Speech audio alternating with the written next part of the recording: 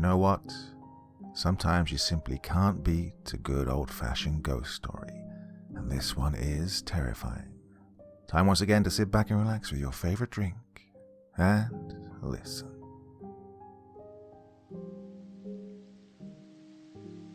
Hello, Jack. Where are you off to? Going down to the governor's place for Christmas? Jack Darrant, who was in my old regiment, stood drawing on his doeskin gloves upon the 23rd of December the year before last. He was equipped in a long ulster and top hat, and a hansom, already loaded with a gun case and portmanteau, stood awaiting him. He had a tall, strong figure, a fair, fresh-looking face, and the merriest blue eyes in the world. He had a cigarette between his lips, and late as was the season of the year, there was a flower in his buttonhole. Oh, when did I ever see handsome Jack Darrant, and he didn't look well-dressed and well-fed and jaunty. As I ran up the steps of the club, he turned round and laughed merrily. My dear fellow, do I look the sort of man to be victimized at a family Christmas meeting? Do you know the kind of business they have at home? 3 maiden aunts and a bachelor uncle, my eldest brother and his insipid wife, and all my sister's 6 noisy children at dinner. Church twice a day and snapdragon between the services. No, thank you. I have a great affection for my old parents, but you don't catch me going in for that sort of national festival. You irreverent ruffian, I replied, laughing. Ah, if you were a married man. Ah, if I were a married man, replied Captain Darrant with something that was almost a sigh, and then, lowering his voice, he said hurriedly, How is Miss Lester, Fred? My sister's quite well, thank you, I answered with becoming gravity, and it was not without a spice of malice that I added, she's been going to a great many balls and enjoying herself very much. Captain Darrant looked profoundly miserable. I don't see how a poor fellow in a marching regiment, a younger son too, with nothing in the future to look to, is ever to marry nowadays, he said almost savagely, when girls too are used to so much luxury and extravagance that they can't live without it. Matrimony is at a deadlock in this century, Fred, chiefly owing to the price of butcher's meat and bonnets. In 50 years' time it will become extinct, and the country will be depopulated. But I must be off, old man, or I shall miss my train. You've never told me where you're going to, Jack. Oh, I'm going to stay with old Henderson in Westonshire. He's taken a furnished house with some first-rate pheasant shooting for a year. There are 7 of us going, all bachelors and all kindred spirits. We shall shoot all day and smoke half the night.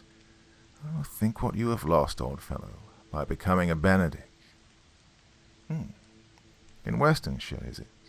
I inquired. Whereabouts is this place, and what's the name of it? For I'm a Westonshire man by birth myself, and I know every place in the county. Oh, it's a tumble-down sort of old house, I believe, answered Jack carelessly. Gables and twisted chimneys outside, and uncomfortable spindle-leg furniture inside. You know the sort of thing. But the shooting is capital, Henderson says, and we must put up with our quarters. He's taken his French cook down, and plenty of liquor, so I've no doubt we shan't starve. Well, but what's the name of it? I persisted with a growing interest in the subject. Let me see. Referring to a letter he pulled out of his pocket. Oh, here it is. Varley Grange. Varley Grange, I repeated aghast. Why, it's not been inhabited for years. I believe not, answered Jack unconcernedly. The shooting has been let separately, but Henderson took a fancy to the house too, and thought it would do for him, furniture and all, just as it is. Ah, my dear Fred, what are you looking so solemnly at me for? Jack, let me entreat of you not to go to this place, I said, laying my hands on his arm. Not go? Why, Lester, you must be mad. Why on earth shouldn't I go there? There are stories, uncomfortable things said of that house. I hadn't the moral courage to say, it's haunted. and I felt myself how weak and childish was my attempt to deter him from his intended visits. Only I knew all about Varley Grange. I think handsome Jack Durrant thought privately that I was slightly out of my senses, for I'm sure I looked unaccountably upset and dismayed by the mention of the name of the house that Mr. Henderson had taken. "I dare say it's cold and draughty and infested with rats and mice," he said laughingly, "and I have no doubt the creature comforts will not be equal to Queen's Gate. But I stand pledged to go now, and I must be off this very minute, so have no time, old fellow, to inquire into the meaning of your sensational warning. Goodbye, and remember me to the ladies." He ran down the steps and jumped into the hansom. "Oh, write me if you have time," I cried out after him, but I don't think he heard me in the rattle of the departing cab. He nodded and smiled at me and was swiftly whirled out of sight. Well, as for me, I walked slowly back to my comfortable house in Queen's Gate. There was my wife, presiding at the little 5 o'clock tea table, our 2 fat, pink and white little children tumbling about upon the hearthrug amongst dolls and bricks, and 2 utterly spoilt and overfed pugs. Oh, and my sister Bella, who, between ourselves, was the prettiest as well as the dearest girl in all London, sitting on the floor in a handsome brown velvet gown, resigning herself gracefully to be trampled upon by the dogs and to have her hair pulled by the babies. "Why, Fred, you look as if you've heard bad news," said my wife, looking up anxiously as I entered. "Well, I don't know that I've heard anything bad. I've just seen Jack Durrant off for Christmas," I said, turning instinctively towards my sister. He was a poor man and a younger son, and of course a very bad match for the beautiful Miss Lester. But for all that, I had an inkling that Bella was not quite indifferent to her brother's friend. "Oh," says that hypocrite, "shall I give you a cup of tea, Fred?" It is wonderful how women can control their faces and pretend not to care a straw when they hear the name of their lover mentioned. And I think Bella overdid it. She looked so supremely indifferent. "Where on earth do you suppose he's going to stay, Bella?" "Who? Oh, Captain Durrant. Oh, how should I possibly know where he's going? Archie, pet, please don't poke the doll's head quite down Ponto's throat. I know he'll bite it off if you do." This last observation was addressed to my son and heir. "Well, I think you'll be very surprised when you hear. He's going to Westonshire, to stay at Varley Grange." "What?" No doubt about her interest in the subject now. Miss Lester turned as white as her collar and sprang to her feet impetuously, scattering dogs, babies, and toys in all directions away from her skirts as she rose. "You can't mean it, Fred. Varley Grange, why, it hasn't been inhabited for 10 years. Oh, and the last time, do you remember those poor people who took it? Oh, what a terrible story it has." She shuddered. "Well, it is taken now," I said, "by a man I know called Henderson, a bachelor. He's asked down a party of men for a week's shooting, and Jack Durrant is one of them."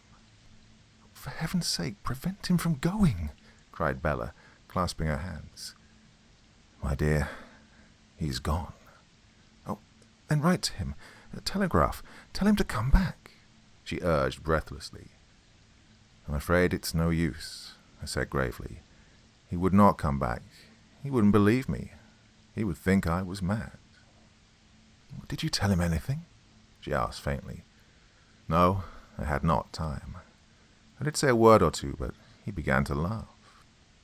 "Yes, that's how it always is," she said distractedly. "People laugh and pooh-pooh the whole thing. Then they go there and see for themselves, and it's too late." She was thoroughly upset when she left the room. My wife turned to me in astonishment. Not being a Westonshire woman, she was not well up on the traditions of that venerable county. "What on earth does it all mean, Fred?" she asked me in amazement. "What's the matter with Bella? Why is she so distressed that Captain Durrant is going to stay in that particular house?" "Well, it's said to be haunted, and—" "You don't mean to say you believe in such rubbish, Fred?" interrupted my wife sternly, with a side glance of apprehension at our firstborn, who, needless to say, stood by, all eyes and ears, drinking in every word of the conversation of his elders. Well, I never know what to believe or what I don't believe, I answered gravely. All I can say is that there are very singular traditions about that house, and that a great many credible witnesses have seen a very strange thing there, and that a great many disasters have happened to the persons who've seen it. What's been seen, Fred? Pray tell me the story. Wait, I think I'll send the children away. My wife rang the bell for the nurse, and as soon as the little ones had been taken from the room, she turned to me again. I don't believe in ghosts or any such rubbish one bit, but I should like to hear your story. Well, the story's vague enough, I answered. In the old days, Varley Grange belonged to the ancient family of Varley, now completely extinct. There was, some 100 years ago, a daughter, famed for her beauty and her fascination. She wanted to marry a poor, penniless squire who loved her devotedly. Her brother, Dennis Varley, the new owner of Varley Grange, refused his consent and shut his sister up in the nunnery that used to stand outside his park gates. There are a few ruins of it left still. Oh, the poor nun broke her vows and ran away into the night with her lover. But her brother pursued her and brought her back with him. The lover escaped, but the Lord of Varley murdered his sister under his own roof, swearing that no scion of his race should live to disgrace and dishonor his ancient name. Well, ever since that day, Dennis Varley's spirit cannot rest in its grave. He wanders about the old house at night time, and those who have seen him are numberless. Now and then the pale, shadowy form of a nun flits across the old hall, or along the gloomy passages, and when both strange shapes are seen thus together, misfortune and illness, and even death, is sure to pursue the luckless man who's seen them with remorseless cruelty. Oh, I wonder you believe in such rubbish, says my wife at the conclusion of my tale. I shrug my shoulders and answer nothing, for who are so obstinate as those who persist in disbelieving everything that they cannot understand. It was a little more than a week later that, walking by myself along Pall Mall one afternoon, I suddenly came upon Jack Darrant walking towards me. "Hello, Jack. Back again? Why, man, how odd you look." There was a change in the man that I was instantly aware of. His frank, careless face now looked clouded and anxious, and the merry smile was missing from his handsome countenance. "Come into the club, Fred," he said, taking me by the arm. "I have something to say to you." He drew me into a corner of the club smoking room. "You were quite right. Oh, I wish to heaven I'd never gone to that house." "You mean, have you seen anything?" I inquired eagerly. "I have seen everything," he answered with a shudder. "They say one dies within a year." "Oh, my dear fellow, don't be so upset about it," I interrupted. I was quite distressed to see how thoroughly the man had altered. "Let me tell you about it, Fred." He drew his chair close to mine and told me his story, pretty nearly in the following words. "You remember the day I went down? You kept me talking at the club door, and I had to race to catch the train. However, I just did it. I found the other fellows all waiting for me. There was Charlie Wells, the two Halfords, old Colonel Riddell, who's such a crack shot, two fellows in the guards, both pretty fair, a man called Thompson, a barrister, Owen Henderson, and myself. 8 of us in all.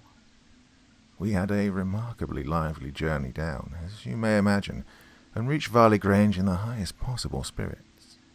And we all slept like tops that night. The next day we were out from 11 till dusk among the coverts, and a better day's shooting I never enjoyed in the whole course of my life. The birds literally swarmed. We bagged 130 brace. We were all pretty well tired when we got home, and did full justice to a very good dinner and first-class Perrier Jouet. After dinner we adjourned to the hall to smoke. Well, this hall is quite the feature of the house. It's dark and bright, panelled halfway up with sombre old oak, and vaulted with heavy carved oaken rafters.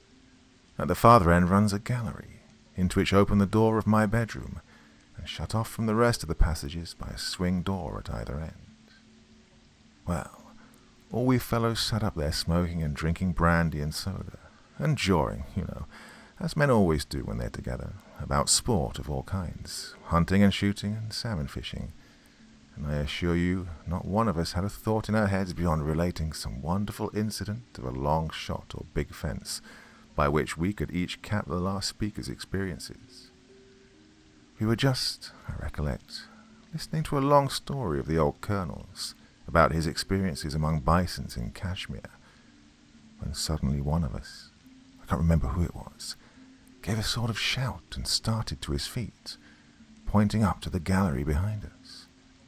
We all turned around, and there, I give you my word of honour, Lester, stood a man leaning over the rail of the gallery, staring down upon us.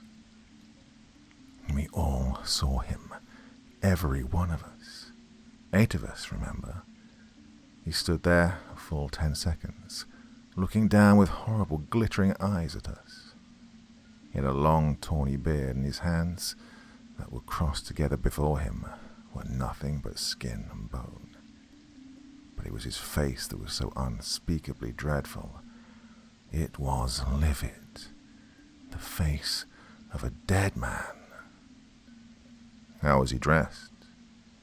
I could not see. He wore some kind of black cloak over his shoulders, I think, but the lower part of his figure was hidden behind the railings.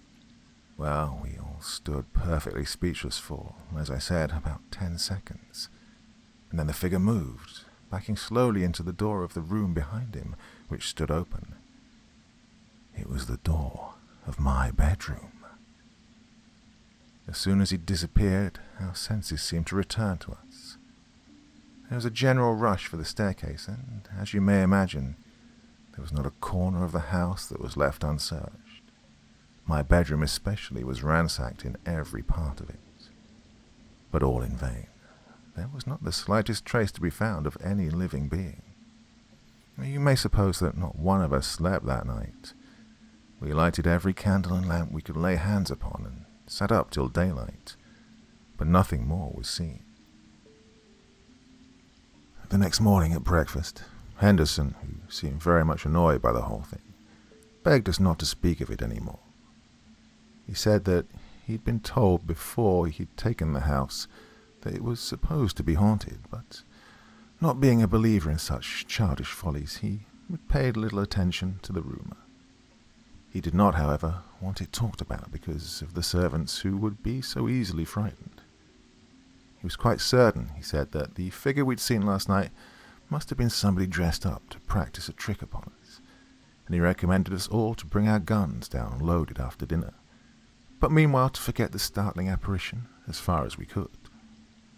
We, of course, readily agreed to do as he wished, although I do not think that one of us imagined for a moment that any amount of dressing up would be able to stimulate the awful countenance that we all had seen so plainly. It would have taken a Hare or an Arthur Cecil, with all the theatrical applicances known only to those 2 talented actors, to have made up that face, that was literally that of a corpse. Such a person could not be amongst us, actually in the house, without our knowledge. Well, we had another good day's shooting, and by degrees the fresh air and exercise and the excitement of the sport obliterated the impression of what we'd seen in some measure from the minds of most of us. That evening we all appeared in the hall after dinner with our loaded guns beside us. But, although we sat up till the small hours and looked frequently up at the gallery at the end of the hall, nothing at all disturbed us that night. 2 nights thus went by, and nothing further was seen of the gentleman with the tawny beard. What with the good company, the good cheer, and the pheasants, we'd pretty well forgotten all about him. We were sitting as usual upon the 3rd night, with our pipes and our cigars. A pleasant glow from the bright wood fire in the great chimney lighted up the old hall, and a shed of genial warmth about us, when suddenly it seemed to me as if there came a cold breath, chill of air behind me, such as one feels when going down into some damp, cold vault or cellar. A strong shiver shook me from head to foot. Before I even saw it, I knew that it was there. It leant over the railing of the gallery and looked down at us all, just as it had done before. There was no change in the attitude or alteration in the fixed, malignant glare in those stony, lifeless eyes. No movement in the white and bloodless features. Below, amongst the 8 of us gathered there arose a panic of terror. 8 strong, healthy, well-educated 19th century Englishmen, and yet I am not ashamed to say that we were paralyzed with fear. Then one, more quickly recovering his senses than the rest, caught at his gun that leant against the wide chimney corner and fired. Well, the hall was filled with smoke, but as it cleared away, every one of us could see the figure of our supernatural visitant slowly backing, as he'd done on the previous occasion, into the chamber behind him, with something like a sardonic smile of scornful derision upon his horrible, death-like face. The next morning, it is a singular and remarkable fact that 4 out of the 8 of us received by the Morning Post, so they stated, letters of importance which called them up to town by the very first train. One man's mother was ill, another had to consult his lawyer, whilst pressing engagements, to which they could assign no definite name, called away the other 2. There were left in the house that day but 4 of us. Wells, Bob Harford, our host, and myself. Well, a sort of dogged determination not to be worsted by a scare of this kind kept us still there. The morning light brought a return of common sense and natural courage to us. We could manage to laugh over last night's terrors whilst discussing our bacon and kidneys and hot coffee over the late breakfast in the pleasant morning room, with the sunshine streaming cheerily in through the diamond-paned windows. "It must be a delusion of our brains," said one. "Our host's champagne," suggested another. "A well-organized hoax," opined a third. "Oh, I will tell you what we'll do," said our host.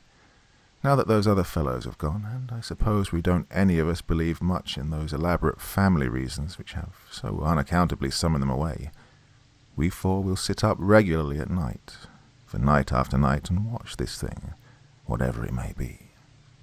I do not believe in ghosts. However, this morning I have taken the trouble to go out before breakfast to see the rector of the parish, an old gentleman who's well up in all the traditions of the neighbourhood, and I've learned from him the whole of the supposed story of our friend of the tawny beard, which, if you will, I will relate to you." Henderson then proceeded to tell us the tradition concerning the Dennis Varley who murdered his sister, the nun, a story which I will not repeat to you, Lester, as I see you know it already. The clergyman had furthermore told him that the figure of the murdered nun was almost sometimes seen in the same gallery, but this was a very rare occurrence. When both the murderer and his victim are seen together, terrible misfortunes are sure to assail the unfortunate living man who sees them, and if the nun's face is revealed, death within the year is the doom of the ill-fated person who has seen it. "Of course," concluded our host, "I consider all these stories to be absolutely childish. At the same time, I cannot help thinking that some human agency, probably a gang of thieves or housebreakers, is at work, and that we shall probably be able to unearth an organized system of villainy by which the rogues, presuming on the credulity of the persons who've inhabited the place, have been able to plant themselves securely among some secret passages and hidden rooms in the house, and have carried on their depredations undiscovered and unsuspected. Now, will all of you help me to unravel this mystery?" We all promised readily to do so. It is astonishing how brave we felt at 11 o'clock in the morning. What an amount of pluck and courage each man professed himself to be endued with. How lightly we jested about the old boy with the beard, and what jokes we cracked about the murdered nun. "Oh, she'd show her face oftener if she was good-looking. No fear of her looking at Bob Harford, he was too ugly. Well, it was Jack Darrant who was the showman of the party. She'd be sure to make straight for him if she could. He was always run after by the women, and so on, till we were all laughing loudly and heartily over our own witticisms. Well, that was 11 o'clock in the morning. At 11 o'clock at night, we could have given a very different report of ourselves. At 11 o'clock at night, each man took up his appointed post in solemn and somewhat depressed silence. The plan of our campaign had been carefully organized by our host. Each man was posted separately, with about 30 yards between them, so that no optical illusion, such as an effect of firelight upon the oak panelling, nor any reflection from the circular mirror above the chimney-piece, should be able to deceive more than one of us. Our host fixed himself in the very centre of the hall, facing the gallery at the end. Wells took up his position halfway up the short, straight flight of steps. Harford was at the top of the stairs upon the gallery itself. I was opposite to him at the further end. In this manner, whenever the figure, ghost or burglar, should appear, it must necessarily be between two of us, and be seen from both the right and the left sides. We were prepared to believe that one amongst us might be deceived by his senses or by his imagination, but it was clear that two persons could not see the same object from a different point of view and be simultaneously deluded by any effect of light or any optical hallucination. Each man was provided with a loaded revolver, a brandy and soda, and a sufficient stock of pipes or cigars to last him through the night. We took up our positions at 11 o'clock exactly, and waited. At first we were all four very silent and, as I've said before, slightly depressed. But as the hour wore away and nothing was seen or heard, we began to talk to each other. Talking, however, was rather a difficulty. To begin with, we had to shout. Well, at least we in the gallery had to shout to Henderson, down in the hall. And though Harford and Wells could converse quite comfortably, I, not being able to see the latter at all from my end of the gallery, had to pass my remarks to him second-hand through Harford, who amused himself in misstating every intelligent remark that I entrusted him with. Added to which, natural impediments to the flow of the soul, the elements thought fit to create such a hullabaloo without that conversation, was rendered still further a work of difficulty. I never remember such a night in all my life. The rain came down in torrents. The wind howled and shrieked wildly amongst the tall chimneys and the bare elm trees without. Every now and then there was a lull, and then, again and again, a long sobbing moan came swirling round and round the house, for all the world like the cry of a human being in agony. It was a night to make one shudder, and thank heaven for a roof over one's head. We all sat on our separate posts hour after hour, listening to the wind and talking at intervals. But as the time wore on insensibly, we became less and less talkative, and a sort of depression crept over us all. At last we relapsed into a profound silence. Then suddenly there came upon us that chill blast of air, like a breath from a charnel house, that we had experienced before, and almost simultaneously a hoarse cry broke from Henderson in the body of the hall below, and from Wells halfway up the stairs. Harford and I sprang to our feet, and we saw it too. The dead man was slowly coming up the stairs. He passed silently up with a sort of still, gliding motion, within a few inches of poor Wells, who shrank back, white with terror, against the wall. Henderson rushed wildly up the staircase in pursuit, whilst Harford and I, up on the gallery, fell instinctively back at his approach. He passed between us. We saw the glitter of his sightless eyes, the shriveled skin upon his withered face, the mouth that fell away, like the mouth of a corpse, beneath his tawny beard. We felt the cold, death-like blast that came with him, and the sickening horror of his terrible presence. Oh, can I ever forget it? With a strong shudder, Jack Derrent buried his face in his hands and seemed too much overcome for some minutes to be able to proceed. "My dear fellow, are you sure?" I said in an awestruck whisper. He lifted his head. "Forgive me, Lester. The whole business has shaken my nerves so thoroughly that I've not been able to yet get over it. But I have not yet told you the worst." "Good heavens, is there worse?" I ejaculated. He nodded. "No sooner," he continued, "had this awful creature passed us than Harford clutched at my arm and pointed to the farther end of the gallery. "Look!" he cried hoarsely. "The nun!" There, coming towards us from the opposite direction, was the veiled figure of the nun.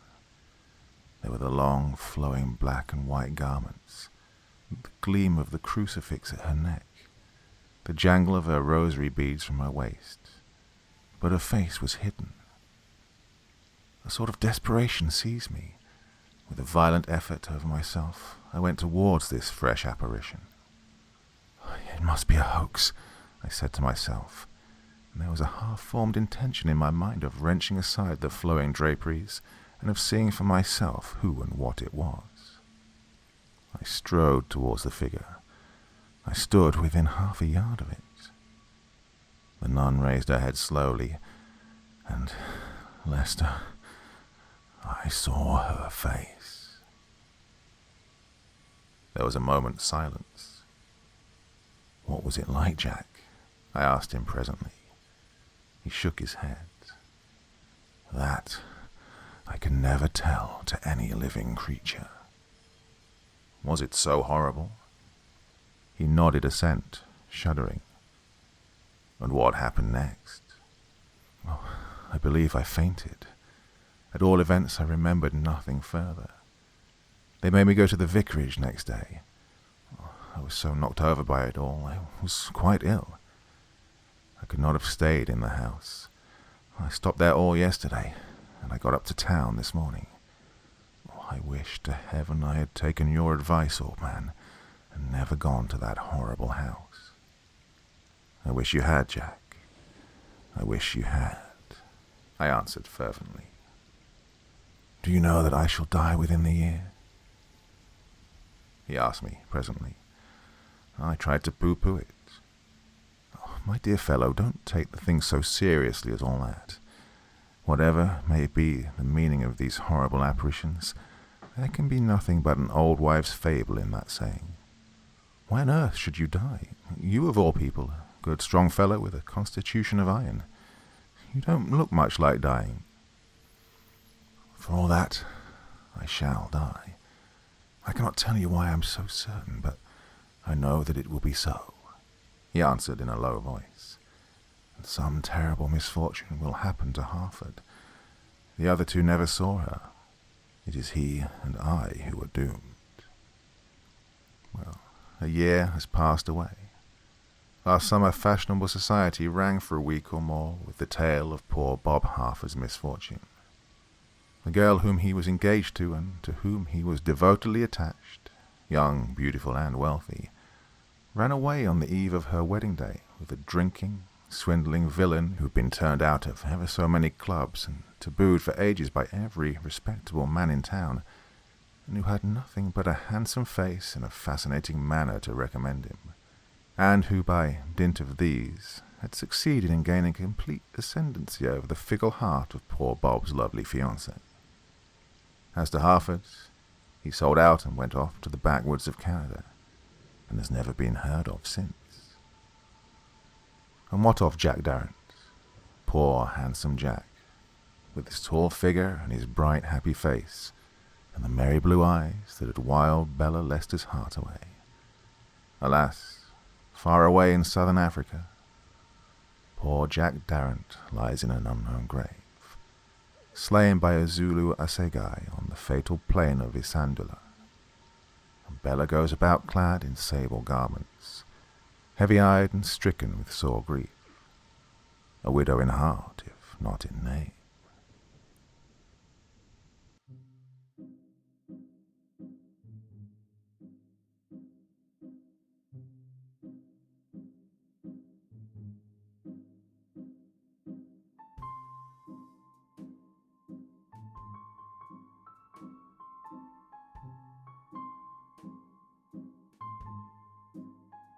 Well, my dear friends, if I sound a little bit different this evening, then there's a good reason for it.